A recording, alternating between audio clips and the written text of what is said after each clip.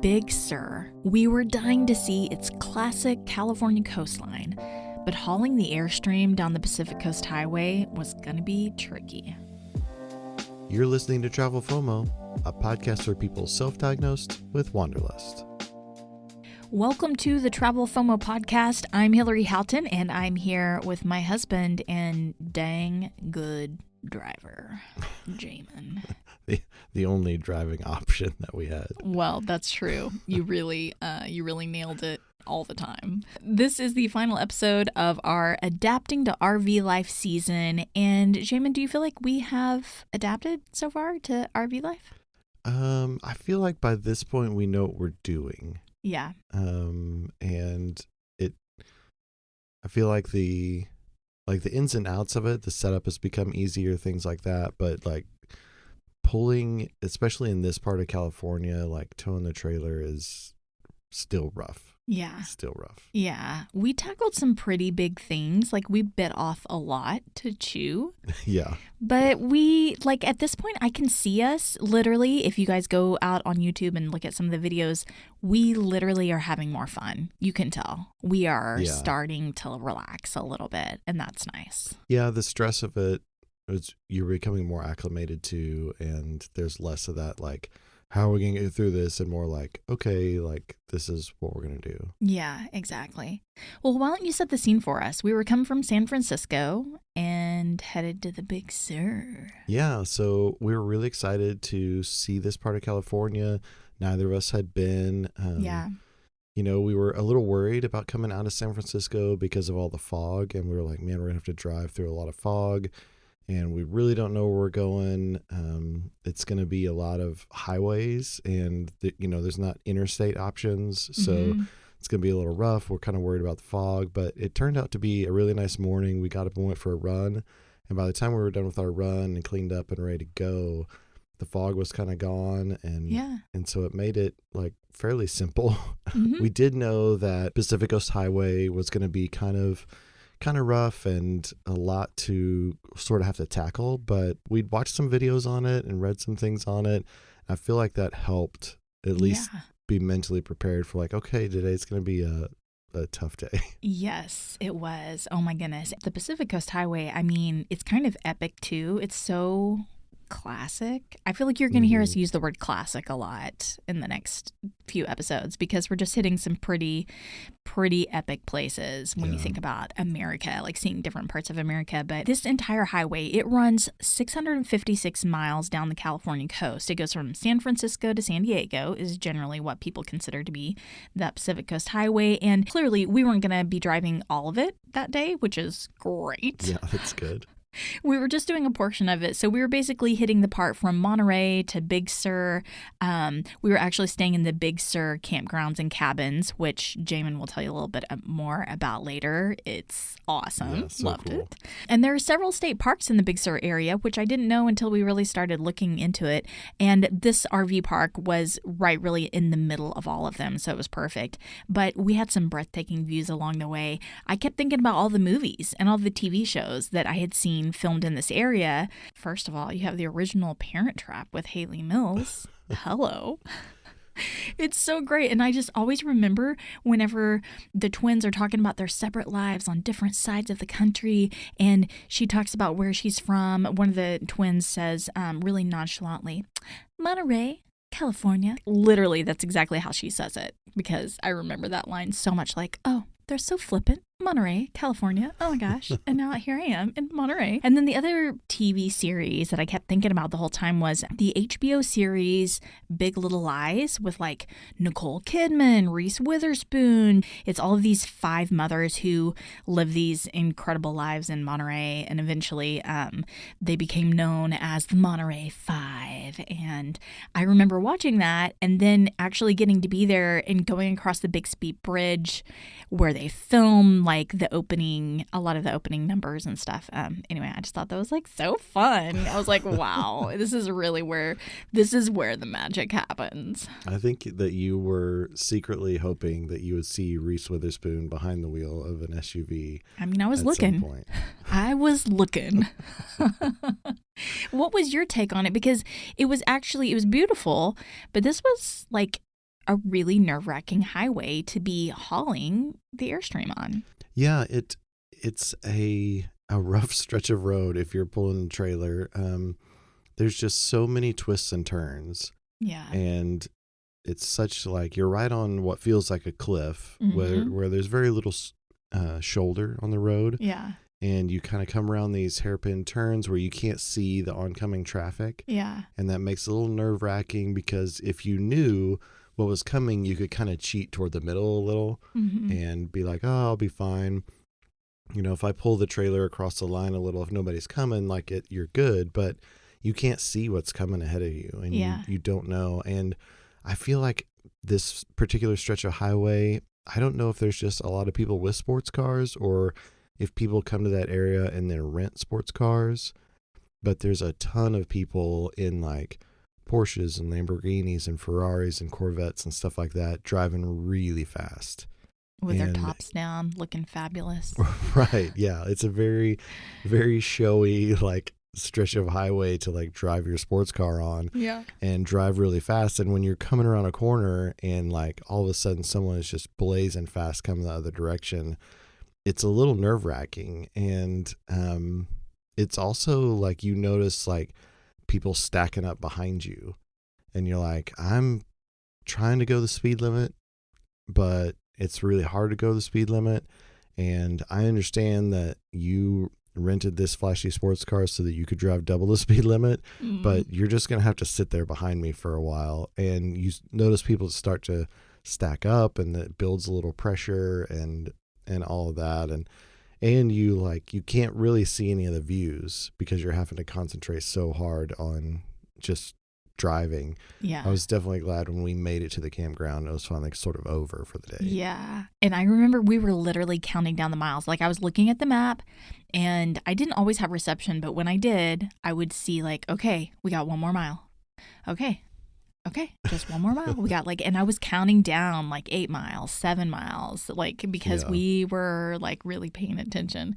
But it was worth it. And you nailed it. It was such a nerve-wracking day, but you did so good. It was great. It was tricky. I feel like too, like I'm not a nervous person. I don't get on edge very much. Like I'm pretty even keel.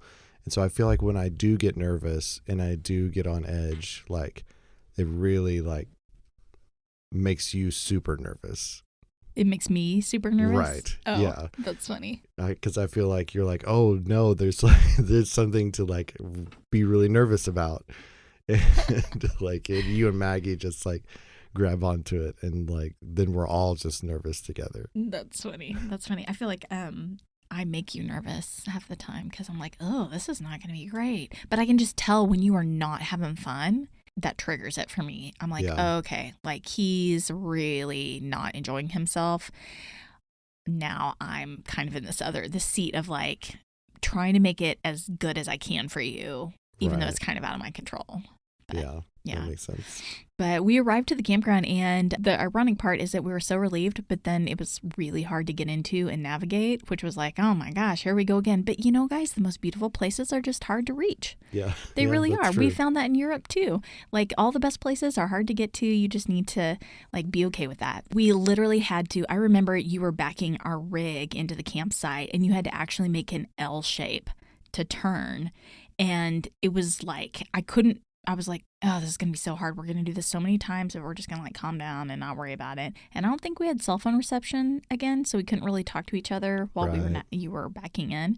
But you did it. You like nailed it the first time. You just backed it up in this perfect L. I was like, holy crap, I can't believe he just did that on the first try. It was crazy. You just had a really good day that day. I remember there was actually some other days coming up too that I was like, dang, he's got this down.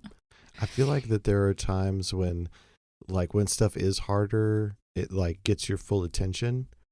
And so you tend to do it better, even though it's harder. You do it a little better, but it's because you're fully focused on it. I feel like it was that kind of a thing. It was definitely like hard to back into that spot, but once we got in there, like that campground was super cool. Oh, it was great. It was under just a huge canopy of these giant redwood trees. So it's a bright sunny day out, but you're sort of in the shade all the time because you're just in the middle of this forest.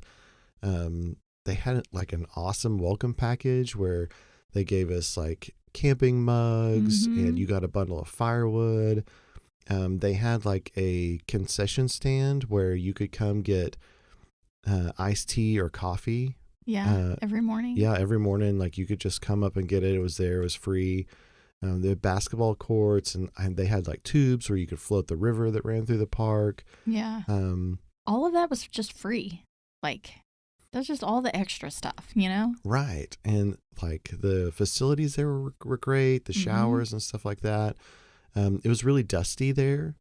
And because there's no grass, because it really is like these huge trees. And so it's just like forest bed underneath. So no grass will grow because it's all shade. And so it's really dusty, but they would like come through a couple times a day and like wet the road so that as people drove past, it didn't just like kick up dust. But whenever you're sitting out and sitting by the fire or whatever, like you're just sitting on dirt and stuff, like it's pretty dusty. But other than that, like it was perfect. Like one of the best places we stayed. Yeah. And it was in the middle of all of the Big Sur places to be, all the state parks in the area. So like we got to hit a lot and still probably didn't get to see half of what there is out there, but highly recommend Big Sur Campgrounds and Cabin. One of the places that we went to right away that we knew we wanted to see was McWay Falls. Right. And it was really unique because the water, and I remember you doing research on it and telling me a little bit about it, but it was really unique because there's a waterfall and it falls down into the ocean, like on the beach kind of, but into the ocean, and it's called, there's a name for it, they're kind of rare, it's called a tide fall. And usually it's a river that's running into the ocean. If you think about it, water hitting the ocean, natural water, hitting the ocean, it's usually rivers. Is what that is how that happens. But there are rare instances in which this fresh water connects to the ocean in a waterfall form. And so these tide falls are, there's only like 30 of them, I think, in the world, if we're right on that. And so you kind of, whenever you park your car at McWay Falls, you take a short little hike from the parking lot to see it. And, most of the hike actually was under construction, so we didn't get to do the whole hike, but we got to see the falls. We just didn't get to go down to the beach where it was at. And it was a little foggy, but you could still see it, which is kind of cool. And then keep in mind, with all of these parks, this is something I just like have to repeat. I feel like you've heard us say this a little bit, but keep in mind, it's really good to have cash on hand in California when you're going to these parks, because a lot of the state parks, they want you to pay cash. They want you to it's really good to have like $1 bills and $5 bills and $10 bills handy, because if you're parking or if you're, about to take a hike or enter some of their grounds, they want you to pay in cash. And so it's kind of that honor system. What did you call it? They call them the Iron Ranger because it's just a metal tube or like a metal box there, like as opposed to a physical person being there. It's just like an envelope, and you tear off half of the envelope, put your cash in, write your name and your tag number on your car, leave it, and they check it. There were several times in California where we were there and like someone would show up with the Park Service and go through, take all the money out, make sure it was all there, and go check the tag numbers, make sure you had your receipt, and and they were finding people that had just like pulled in and parked. So it is something that they check. It's not just like if you feel like it. Yeah.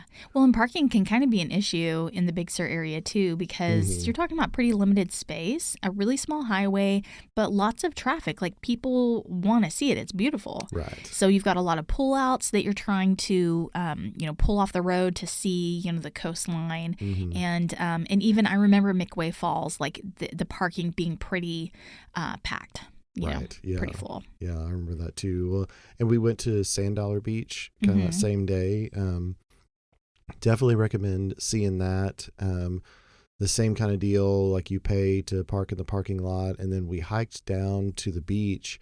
There's a few flights of stairs. I remember we took like some chairs with us and our lunch and sat out there and ate lunch. There's a big park kind of up high, And I felt like that's where most of the people were. But if you make your way down the stairs and down to the actual beach, there's only a few people out there. Yeah. And so we walked to this part of the beach where it was just us and kind of had it to ourselves to have lunch. It's a cool cove. It just had like this, like, it was just, you're almost completely surrounded by beach with like this opening to the sea. It was really cool. Yeah. And you could see some big rocks out kind of in the ocean, and one that looked kind of like a cave out there. And I remember we're sitting there eating lunch, and the fog starts to roll in, and then gradually, like, you couldn't see those rocks anymore, and it was just gone in the fog. And I have just not experienced that prior to like us doing gap year and seeing like fog roll in on the ocean like that. And it's really cool. And, you know, it was something like, you kind of think like, oh, early in the morning there'll be fog, or maybe late at night there'll be fog, but this was lunch, like this middle of the afternoon, and this big fog came rolling in. Like it was really cool. Yeah. The thing I love too is that, like, with the fog, I feel like from our experience, whether it was San Francisco or the Redwoods or here in Big Sur, when the fog came in and you're like, oh, bummer, like the fog's kind of hiding the view, it's pretty quickly gonna also dissipate. That's true, yeah. You know, you don't have to really get too hopped up about it. Like, here in a second, you're going to see another great view, and it won't be, you know, it won't be for long. Right. So. It ebbs and flows. It's not an all-day thing. Yeah, that's true. Exactly. Another place that I really wanted to hit was Pfeiffer Beach, and that's Pfeiffer as in Michelle Pfeiffer, in case you're wondering. But honestly, the fog was so thick at that point in so much of the parts of Big Sur that we actually, it wasn't really something that we could see. So we were kind of like, okay, like, do we go down to that beach? Do we find it? There's like, one of the things about Pfeiffer Beach that makes it so famous is there's this natural arch made out of rock that's called Keyhole Arch. And during certain times of the day, like when the sun is setting, the sun shines exactly through this keyhole rock, through this keyhole arch. And you can see the sun setting through the other side of this rock. And so that sounded so cool. It was sunset. We were like looking forward to it, but like there was no sun to be seen. So it was like, wah, wah. But we actually laughed a lot because we'd keep being like, oh, I bet that's really beautiful out there. Yeah. I feel like this fog, this place in particular was one that was just like, it started a chain of fog, like hiding amazing views for us. Because I remember, like, if you'll go out and subscribe and make sure to like follow along with us, you'll find that in like the Smoky Mountains and up in Maine, like we go to these amazing places to see these great views, and we see fog. Yeah, and it's so we're funny. Like just thinking from then on out, like whenever there's a bunch of fog, like this looks just like Big Sur looked. Yeah. So funny. Yeah, it's the same view as Big Sur. Gosh, that's crazy. Never would have guessed. All that fog. But that just meant that we got to go back to our incredible campground and hang out there, which was great. And we sat by the fire and roasted marshmallows and did the whole typical thing. I mean, it was a really, really nice night. And I remember we had our iPad out and we were like watching stuff that we had downloaded on Netflix. And we were watching Midnight Mass, which I ended up really liking, if I remember correctly. Yeah. And I can't remember the exact storyline, but you guys should check it out. It was pretty creepy. And I love a creepy show. Well, we'd gotten so caught up in all of the California nests that we had forgotten to post the podcast. Oh my gosh, that's right. And so we had to run into Monterey and like find a place with Wi-Fi. I think we ended up going to like a Starbucks or something so we could get the podcast out there. And it's crazy because we had managed to post podcasts all through Europe. Like at that point we were posting weekly. Like now we do every 2 weeks, but then it was like every week. And we'd done it all through Europe and like all through, and then just sort of forgot this one time. I know. Well, yeah. I mean, San Francisco, if you guys didn't listen to the last episode, San Francisco was a lot of fun. Yeah. And so we were all in on trying to spend some time in San Francisco. That's and true. We're a little distracted by it. But, oh man, Monterey, California. Just love this place. Okay, so what were your overall thoughts? If you had to kind of wrap it up in a couple words, what would you say? I really loved Big Sur. I definitely highly recommend it. I feel like California has a couple of vibes. It has the like LA, San Diego sort of like sunshine and beach vibe. And then it has like the Northern California, like Pacific Coast Highway, incredible views, like that sort of vibe. And that is like Big Sur delivers big time on that way. So when you see that stuff, you know, that West Coast, Northern California, redwoods and ocean and all of it, like it's all right there. It's all really cool. Yeah. I would totally do a trip where you like rent a car and you just drive. You slowly take your time driving the Pacific Coast Highway, stop at a couple different places to sleep at night, and just kind of like a chill road trip. Yeah. I think not having the restriction of a big vehicle and like pulling a trailer would be ideal to be out there and, you know, see it that way and just stay in those little roadside motels where you can just like stay the night and then the next day just move on and keep making progress and not necessarily have to come back to where you were. Yeah. I think would be an amazing trip. Yeah. Like that part is definitely one of the ones that I'm like, oh, I really want to go back and see that again. Yeah. We loved San Francisco and this area a lot. For me, it just felt so glamorous. Like for an outdoorsy area, it's like one of the more glamorous outdoorsy areas in America, I think. I'd agree with that, yeah. And I just kept thinking about what it would be like to live in some of the homes there on the water, on the cliffs. Yeah. Let's do that. That sounds amazing. Oh my gosh. How do we do that? We're going to need some sponsors. Yeah, right. If we're going to do that. Yeah, exactly. So what's next? We're kind of wrapping up the adapting to RV season, and this is the last episode. A lot to go. Yeah, so next time you hear from us, we'll be starting a new season. It'll be season 10 of the Travel FOMO podcast, and it will be a national park spree. So we are hitting up a ton of national parks. We are heading to maybe like the most iconic national park, Yosemite. I feel like Yosemite and Yellowstone are the two like big time national parks, and Yosemite was amazing, and we're headed there. Then we cross over to do some of the desert national parks like Bryce and Zion and Arches. Really cool, iconic stuff there. You hiked Angel's Landing in Zion, so we'll be telling you all about that. That's so great, guys. Oh my gosh. Really, really cool. And then we go into Colorado. We see Mesa Verde, which was epic, and Rocky Mountain National Park. Like, so just a bunch of national park stuff. So if you like a good hike, you're going to want to stay tuned because we got a lot to share. Yeah. Oh, it's good. It's good stuff. Good stuff. That's what's coming up next. Meanwhile, guys, you can go out there to YouTube and find us as Travel FOMO Podcast. You'll find a video out there right now about Big Sur, the Pacific Coast Highway, and Monterey, California. I think we got some good footage of the tide fall too. So if you've never seen one of those, I think we got some of that. Yeah, that's good. And you'll get to see a little bit of the Big Sur Campgrounds and Cabins that RV park that we stayed at. That was just lovely. So go out there, check that out. You can also connect with us on Facebook, Instagram, and TikTok. Yes, those are the places. You can also reach us by email.